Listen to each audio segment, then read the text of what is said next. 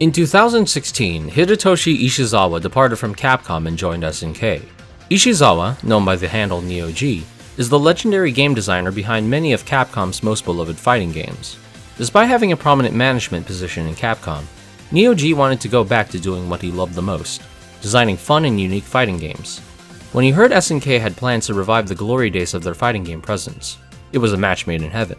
It is no wonder that SNK Heroines Tag Team Frenzy sports a unique system that's very different from the King of Fighters formula people have come to expect of SNK.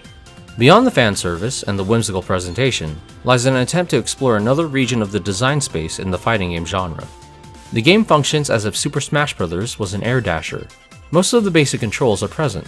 Hold a button to block, and from there input a direction to roll. The block button in the air performs an invincible dodge. Like in Super Smash Bros., there's no high or low block, so throws are the main mix-up tool. Each character has 6 different ground normals. The light attack can chain into 2 additional moves, so that's 3 normals. There's also close heavy, far heavy, and running heavy. The light heavy chain will either perform a close heavy or a far heavy depending on the distance, and the light heavy chain will always perform a running heavy at the end. Close heavy can be jump cancelled and has some good properties for combos. Running heavy is also useful in combos. Airborne hits can lead to full combos thanks to the game's juggle system, so air-to-air hits can be very rewarding. The life bar shares space with the spirit bar. The less life you have, the more spirit you can stack. Managing the spirit gauge properly is a huge factor in this game. Special moves are done by pressing the special button in a single direction. They cost 1 block of spirit, projectiles are 1.5, and they are crucial when doing long combos. If you try to do specials without enough spirit gauge, you get much worse versions that lack their good properties. Supers cost 4 blocks and each character has 2. Some are good as reversals, others are better suited for combos. They are also the only way to score a KO. If you bring the opponent's life to 0 normally, they'll enter a dizzy animation. After the free combo it grants you, if you can't get 4 blocks of spirit, you won't be able to win the match. If the life bar is low enough for a super KO, it will turn red. When you have enough spirit to perform a super, the spirit gauge is pink. When you don't, it's rainbow colored. Roll cancelling out of block stun costs 1.5 blocks and allows you to get out of bad situations. Throws do 10% damage and also remove 1.5 blocks of spirit from the opponent, so they also weaken the opponent's offense. Counter hits also take away a bit of spirit meter. The spirit gauge recharges slowly over time and as you attack, but it recharges faster for the second character, so you are encouraged to rotate between the 2 characters constantly. If you do not, you'll find yourself doing weak versions of your special moves, versions that are highly punishable.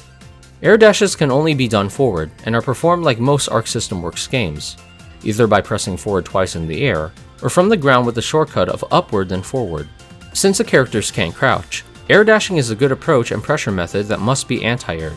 Since close heavy attacks can be jump cancelled, starting block pressure up close is very rewarding, especially with the threat of a guard break which causes a stun and grants a free combo opportunity. Tag cancelling allows you to cancel connected moves into tagging, but it costs 2.5 blocks of meter for the incoming character. The benefits are huge though. The quick recovery allows for new combo opportunities on hit, and grants big frame advantage on block.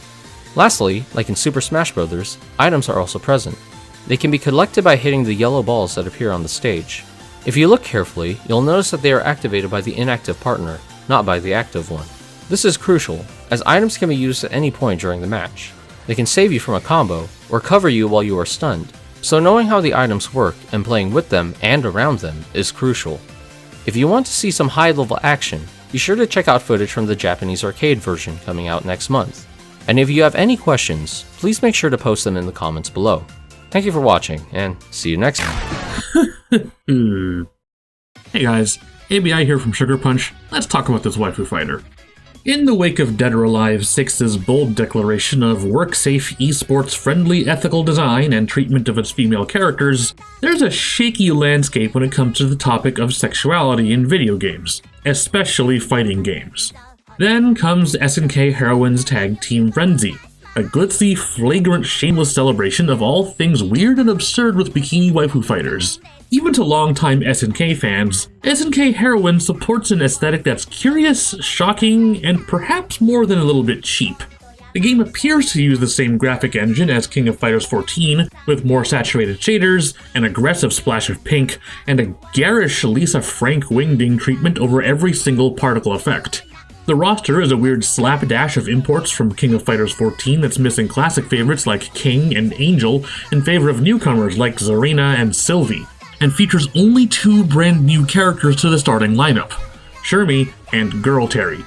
Combined with its remixed, simpler control scheme, it might seem at first like SNK Heroines is an inexpensive and easy cash grab designed to squeeze dollars out of scummy otaku. And I'd be lying if I said that wasn't 100% true, since a trash lord like me was actually excited about the game. If all of this seems insane and absurd, then don't worry, the game seems to think so too. The character art expresses the heroines in various states of confusion, embarrassment, or outrage, as though the characters themselves are also aware of how absurd everything is.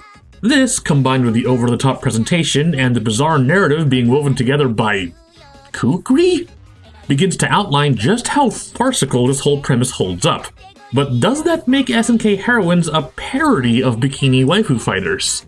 Yes and no?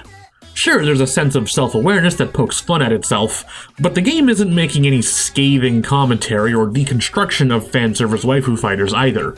In fact, it seems to revel in it at times, and there's always a sense of levity and lightheartedness that reminds us all not to take it too seriously.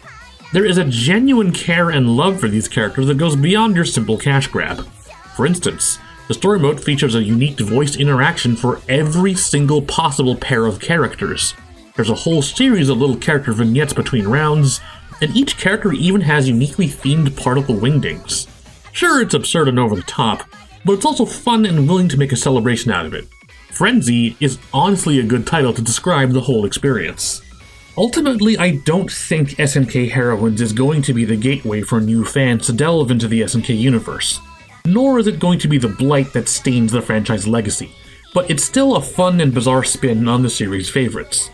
It's shameless, it's quirky, and it's tongue-in-cheek, but there's an honest invitation to just have fun and laugh with the joke. I'm certainly pleased with the game, and if you're not embarrassed to be playing a bikini waifu fighter, then SNK Heroines will reward you for your bravery. Although I still think Alice should have made the cut.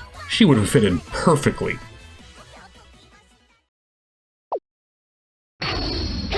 何が出るかな